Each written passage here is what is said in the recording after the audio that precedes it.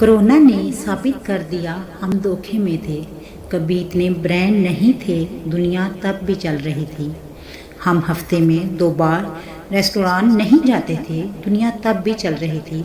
कभी इतने shopping mall नहीं थे, दुनिया तब भी चल रही थी। कभी इतनी मसरूफियत नहीं थी, दुनिया तब भी चल रही थी।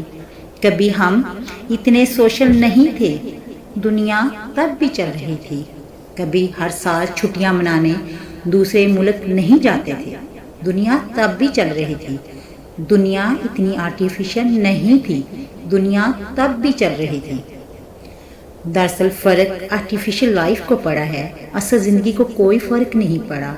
हकीकी ज़िंदगी यानी सादा ज़िंदगी को कोई फ़र्क नहीं पड़ा।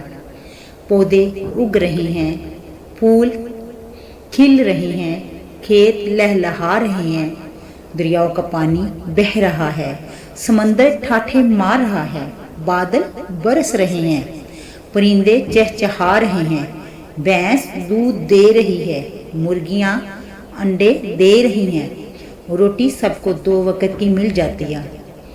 हम एहसास करने वाली कौम है, कोई भूखा नहीं सोता। एक दूसरे का एहसास करके हम सबको खाना खिलाते हैं।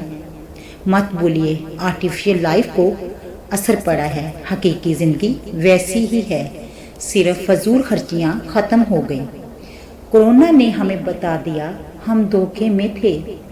दोबारा से नानी दादी की कहानियाँ बच्चे सुनने लग पड़े हैं। आंगन आबाद हो गए हैं, लोग सादगी की तरफ लौट आए हैं। हमें हकीकत पता लगी, रोटी तो अचार और मुरब्बे से भी खाई जा सकती थी। पता चला बाजार और मार्केटें शाम को भी बंद हो सकती हैं। कोरोना ने हमें बता दिया हम धोखे में थे। अपनी ज़िंदगी को आर्टिफिशियल मत बनाएं।